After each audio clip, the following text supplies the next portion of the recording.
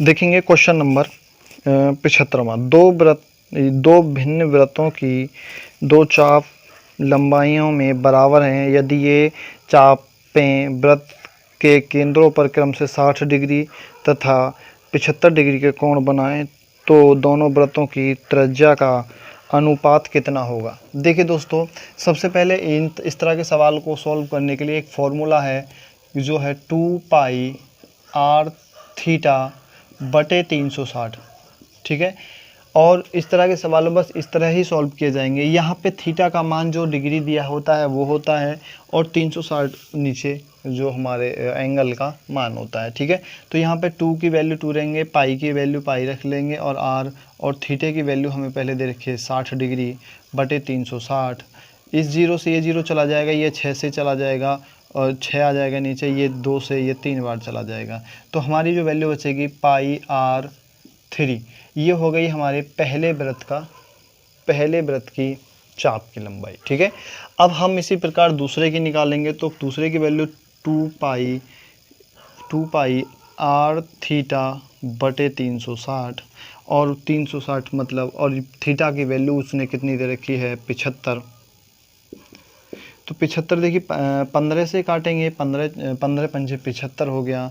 इसे काट लेंगे 15 दूनी 30 हो गया, 15 चौका 60 हो गया और इसे काट देंगे भाई 12 से। ठीक है, तो ये कितनी हो गई, ये हो गई हमारी 5 पाई r बटे 12। अब ये क्या है, ये आपस में जो चाप की लंबाइयाँ हैं वो आपस में बराबर हैं। ठीक है, ये बड़ा r मान लेते हैं, इसे दोनों की पहचान बनी रहेगी, वो छोटा r ये बड़ा r। ठीक है, अब क्या है, ये दोनों आपस में बराबर हैं, दोनों आपस में मतलब पाई r 5 पाई r बटे 12 बराबर पाई r/3।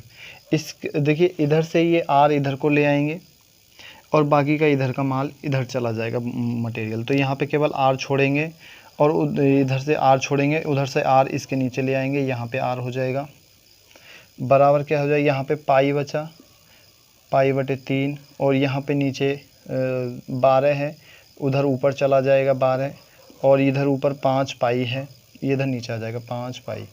इस पाई से ये पाई चली जाएगी, इस पाई 3 से ये 4 बार चला जाएगा, तो हमारा r बटे r वैल्यू क्या हो जाएगी हमारी 4 बटे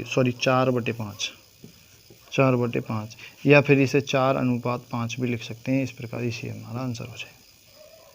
ठीक है, इस तरीके से इसे सॉल्व कर सकते हैं। क्वेश्चन नंबर देखेंगे 76। उस वृत्त की त्रिज्या क्या होगी जिसका क्षेत्रफल 5 मीटर तथा 12 मीटर त्रिज्या वाले दो वृत्तों के क्षेत्रफल के योग के बराबर है। देखिए दो वृत्त दे रखे हैं, एक 5 मीटर त्रिज्या का है, एक 12 मीटर त्रिज्या का है। इसकी मान लेते हैं 12 मीटर है और इसकी त्रिज्या क्या है 5 मीटर। दोनों की त्रिज्या, इन दोनों का क्षेत्रफल, इसका क्षेत्रफल और इसका क्षेत्रफल, दोनों का क्षेत्रफल किसी एक वृत्त के क्षेत्रफल के बराबर है। जैसे 5, इसका क्या हो जाएगा, इसका हो जाएगा पाई r की वैल्यू 5 का स्क्वायर प्लस पाई 12 का स्क्वायर।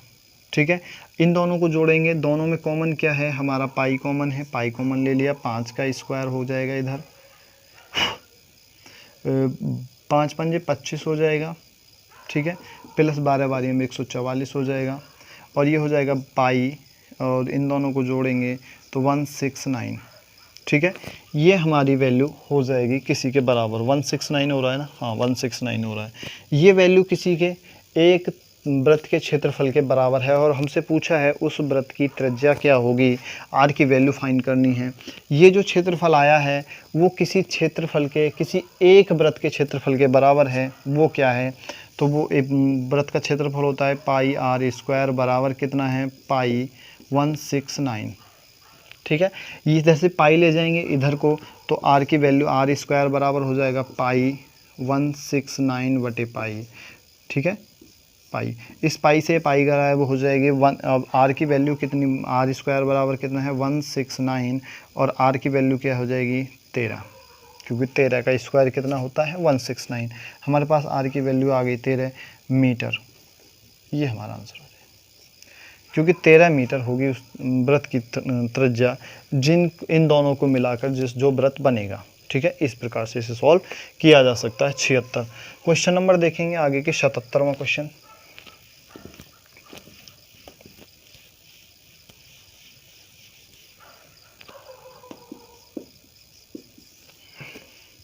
ठीक है, मैं इसे भी रब कर देता हूँ, आप इसे उतार लेना, वीडियो पॉज कर लेना या फिर स्क्रीनशॉट लेकर रोक के वीडियो। 77वां क्वेश्चन क्या है, यदि किसी वृत्त की परिधि को 50% कम कर दिया जाए तो इसके क्षेत्रफल में कितना प्रतिशत कमी होगी।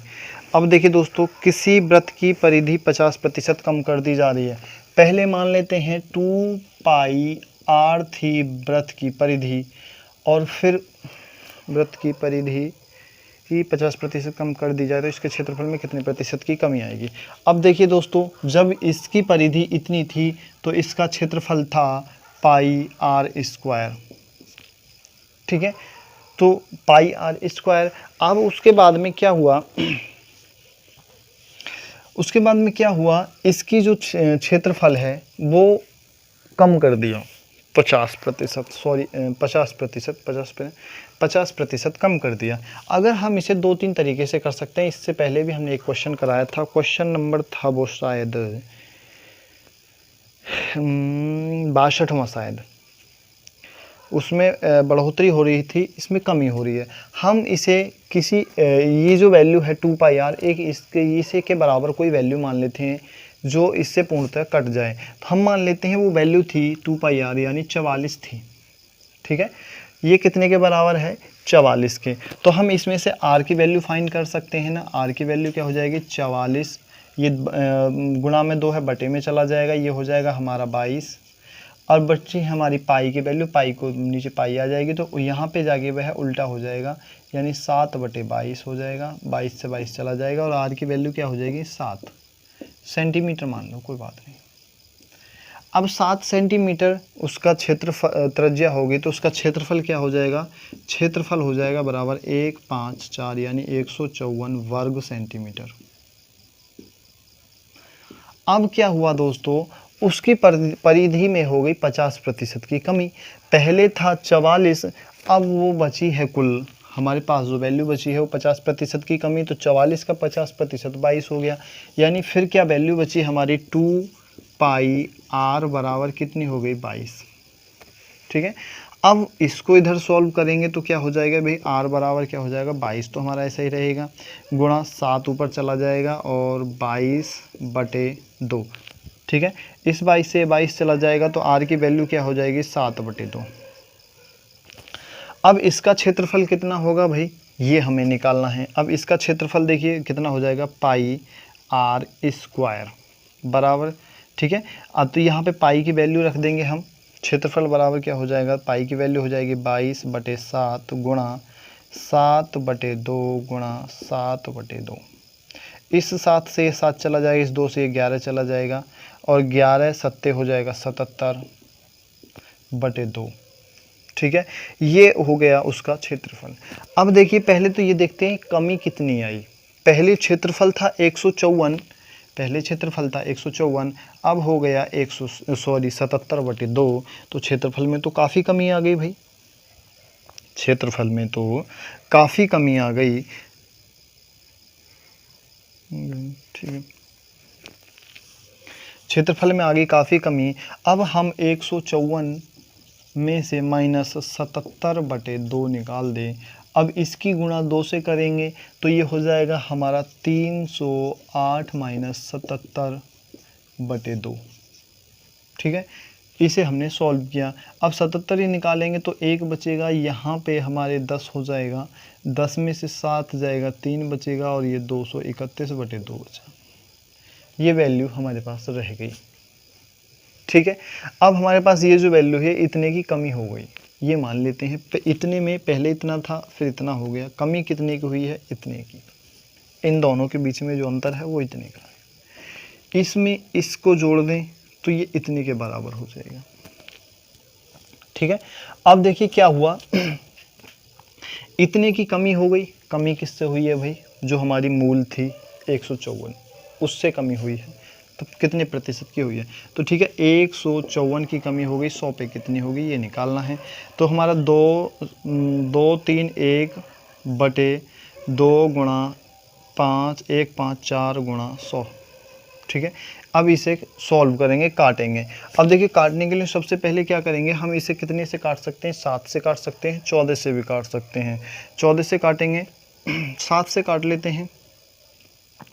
7 से काटेंगे, 7 दूनी 14, 7 दूनी 14 और 7 तिया 21, ठीक है, 7 तिया 21, 11 तिया 33, 11 दूनी 22 और हमारा 2 दूनी 4 और 25 चौका 100, यानी कितना हो गया, 3 गुणा 25 बराबर 25 तिया 75% की कमी आ गई। 75% की कमी आ गई। इसका केवल 1/4 ही भाग बचा है जो उसके क्षेत्रफल रह गया है, ठीक है। इस तरीके से इसे सॉल्व कर सकते हैं। ये जो है ना 77/2, अगर यहाँ पे केवल 77 होता तो इसका आधा हो जाता, यानी 50% की कमी हो जाती, लेकिन ये 77 का भी आधा है तो कितना हो जाएगा, वो 1/4 हो जाएगा, 75% की कमी हो गई। इस तरीके से इसे सॉल्व कर सकते हैं। क्वेश्चन नंबर देखेंगे 78वां, 7-8 नंबर क्वेश्चन क्या है, अलग अलग त्रिज्या वाले 2 वृत्त दिए गए हैं। एक वृत्त का क्षेत्रफल 196 वर्ग सेंटीमीटर। 2 अलग अलग त्रिज्या वाले 2 वृत्त दिए गए हैं, ठीक है। 2 वृत्त हैं, इनकी त्रिज्या अलग अलग हैं, कोई बात नहीं यहाँ पे, ठीक है। 2 वृत्त हैं ये मान लेना। इसमें आगे दिया है एक वर्ग का क्षेत्रफल 196 सेंटीमीटर है। वर्ग का क्षेत्रफल 196 वर्ग सेंटीमीटर है, ठीक है। ये दिख रहा है ना, ज़्यादा छोटा तो नहीं लिख रहा हूँ मैं, दिख रहा है। चलिए, वर्ग, इसकी भुजा बड़े वृत्त की त्रिज्या से आधी है। जिसकी भुजा, देखिए, जिसकी भुजा बड़े वृत्त की त्रिज्या से आधी है। छोटे वृत्त की त्रिज्या बड़े वृत्त की त्रिज्या का 3/7 है। छोटे वृत्त की परिधि कितनी होगी, सबसे महत्वपूर्ण बात है। अब हमें सबसे पहले तो वर्ग का क्षेत्रफल है ये, यानी a² बराबर कितना है, 196। हमें पहले सबसे पहले वर्ग की एक भुजा निकालनी है, तो a की वैल्यू क्या हो जाएगी, 14, क्योंकि 14 की 14 से गुणा करेंगे 196। अब a की वैल्यू तो हमारे पास 14 आ गई। अब हमें पता है कि ये जो वैल्यू है ये जो वैल्यू है इसमें दिया हुआ है कि जिसकी भुजा बड़े वृत्त की भुजा की त्रिज्या से आधी है। बड़े वृत्त की जिसकी भुजा, ये जो भुजा है बड़े वृत्त की त्रिज्या की आधी है, यानी ये किसी का आधा है, तो पूरा कितना होगा, 28। यानी बड़े वृत्त की त्रिज्या कितनी हो गई, इसे बड़ा मान लेते हैं 28, और बड़े वृत्त की त्रिज्या हो गई 28। अब उसने कहा है छोटे वृत्त की त्रिज्या बड़े वृत्त की त्रिज्या का 3/7 है। अगर हम 28 का 3/7 निकालें तो क्या होगा, 7 चौक 28 और 4 तिया 12, और इसकी त्रिज्या क्या हो गई, 12, त्रिज्या हो गई 12। और आगे पूछा है दोस्तों छोटे वृत्त की परिधि कितनी होगी। देखिए दोस्तों, इसकी परिधि पूछिए, सवाल इतना बड़ा दे दिया लेकिन था कुछ नहीं, बहुत ही आसान था। अब इसकी परिधि पूछी है, इसकी परिधि क्या हो जाएगी, 2πr, और यहाँ पे 2 है, पाई की वैल्यू 22/7 है, और r की वैल्यू कितनी है, 12, ठीक है, 12। अब कट रहा है, कुछ नहीं कट रहा भाई, 12 दूनी 24 की इसकी गुणा कर दो, बाकी की पॉइंट में है क्या, पाई में पूछा है, पाई है साथ में, यहाँ पे पाई ही लिख लेते हैं, ठीक है। तो 2 गुणा पाई गुणा 12, 12 दूनी 24 पाई, आंसर हो जाएगा ये आंसर। बहुत ही आसान सा तरीका था इसे सॉल्व करने का।